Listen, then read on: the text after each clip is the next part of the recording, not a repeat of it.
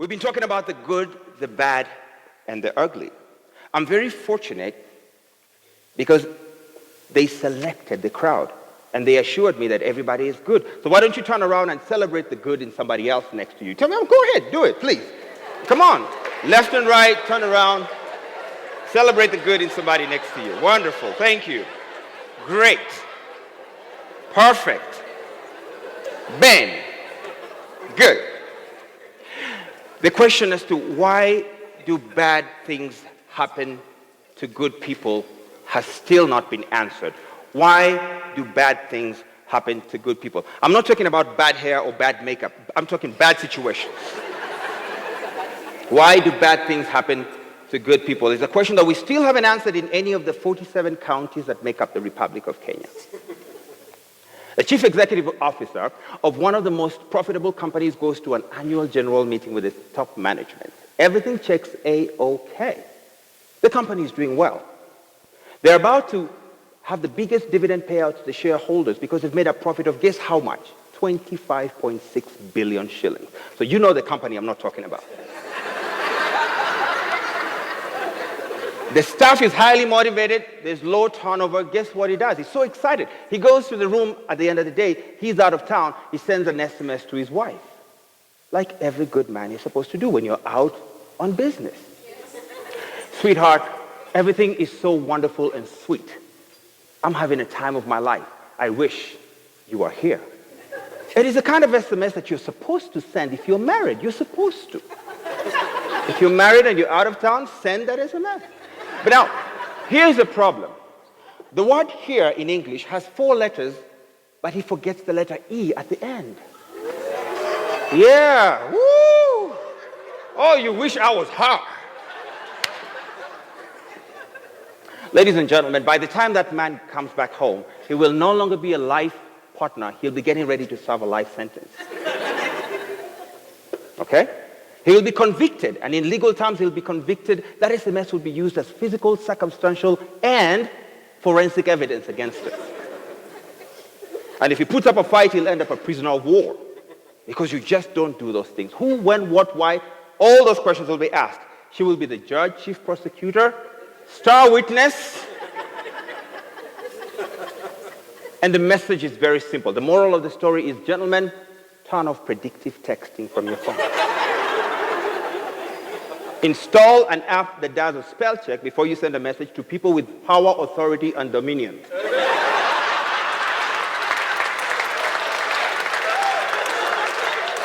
You got that. But here's the greatest message. This is a bigger message in the story. That is a man with good intentions, bad spelling, and a what? An ugly domestic situation. And as a man, excuse me because I'm getting emotional, in this era of transformer decapitation, we don't know if he's still alive. I mean, sorry for being emotional, but everything that another man goes through affects me. I just have it like that. I feel for my fellow men when they are not understood. I feel for them. I feel for them. Men go through so much, and it's because we don't have a men's rights movement that is active. But you don't know. At a certain time of the month, we have some situations. It's Saturday night in Nairobi, Kenya. And all of you look wonderful, sophisticated. I like this crowd. I've spoken to crowds, but I've never seen this type of sophistication. But I still need to ask you a question. How many of you here, by a show of hands, within the last 90 days have drunk changa, illegal brew? Oh, no hands. Oh, I know where the problem is. I need to rephrase the question.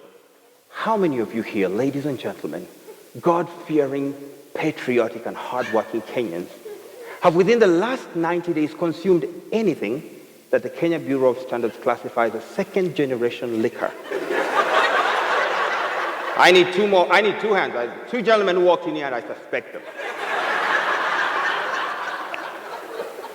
The President of the Republic of Kenya, Uhuru Muigai Kenyatta, makes an executive order against illegal liquor.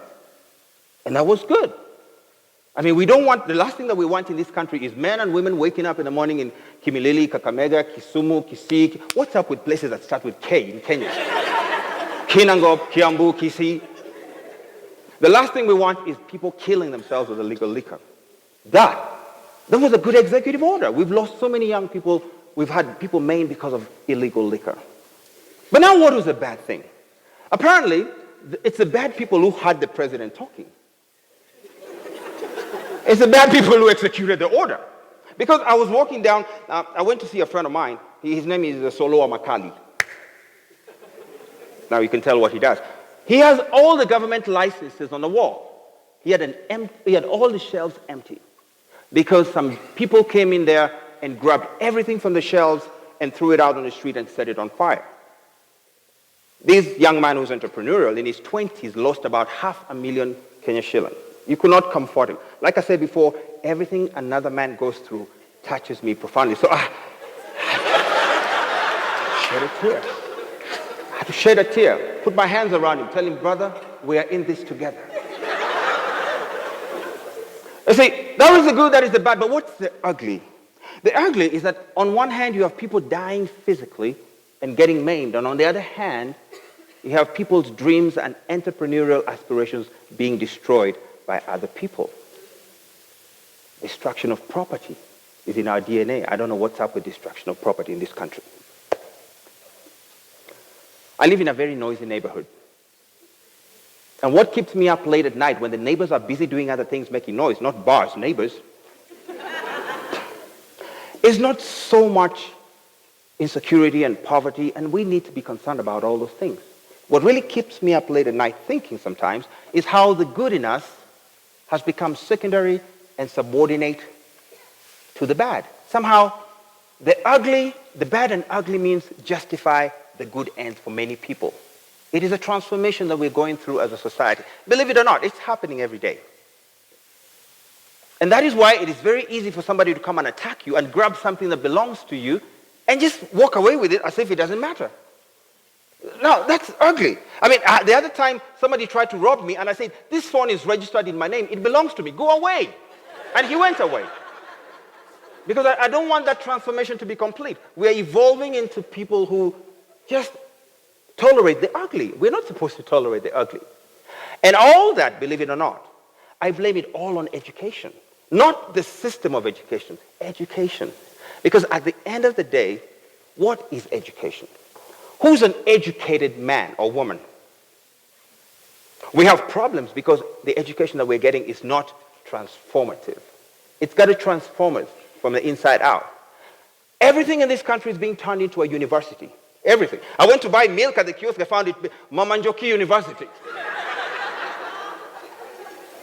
But there's no transformation. We don't have people who are cultured and good and upstanding because they're educated. Education is not about information. It's about transformation. Be ye transformed by the renewing of your mind. That's what education is all about. That if you leave your phone here, Agatha will announce that we have it here. Do you know what would happen if it was Iraq? She wouldn't touch it because it could be a bomb. Thank God for good education. Dr. Carter G. Woodson is known as the father of black history. If you celebrate black history in February, it is because of Dr. Carter G. Woodson, one of the first African Americans to attend Harvard University in 1912. But he's mostly known for a book that he wrote in 1933. If you ever listen to the song by Lauryn Hill called The Miseducation of Lauryn Hill, it is based on Dr. Carter G. Woodson's book. The book is entitled The Miseducation of the Negro. One of the most powerful books you can ever read. The Miseducation of the Negro, Dr. Carter G. Woodson. At the time when the United States was going through the greatest economic expansion, African Americans were falling behind. And he blamed it on education. But I like a quote in that book. Dr. Cara G. Woodson says, and I quote, that if you can determine how a man should think, you will never have to concern yourself with how he will act. If you can make a man feel inferior, you will never have to order him to seek an inferior status. He will do so by himself. And if you can make a man feel justly an outcast, you will never have to order him to go through the back door, for he will go without being told. And if there is no back door, his very nature will demand one. Now, you want to know why we have a lot of mediocrity in our society? It's not because the country is not growing. We have the largest expansion of Kenya's history. But some people choose to destroy their lives. It's a choice that we make. It's a transformation that we need. Now, I'm almost certain that none of you takes illegal, toxic brew. But I'm also equally certain that all of us are exposed to some very toxic ideas on a day-to-day basis. And that is why we need to renew our minds. Because the same effect can occur. You can go blind because of toxic ideas and not see the opportunities that are so all around you and I. Remember that guy, Dr. Carter G. Woodson, the miseducation of the Negro. And as I think about tonight and all the time that we've had, and we talked about climbing mountains and going sailing, all of us will have to make a conscious, deliberate, and determined decision to become better people. It doesn't happen by chance. It doesn't happen tomorrow when somebody's preaching at church. It happens because we've made a personal decision, ladies and gentlemen. And in a language that I love so much, I'd like to say, en nombre de mi familia extendida, amigos y amigas, le deseo a todos ustedes esta noche amor, felicidad y una larga vida. On behalf of my extended family and friends, I wish each and every one of you life, happiness, long life, happiness, and love. You got to put love somewhere in Kenya nowadays, right? Que Dios lo bendiga y que Dios bendiga la República de Kenia. May God bless you and may God bless the Republic of Kenya.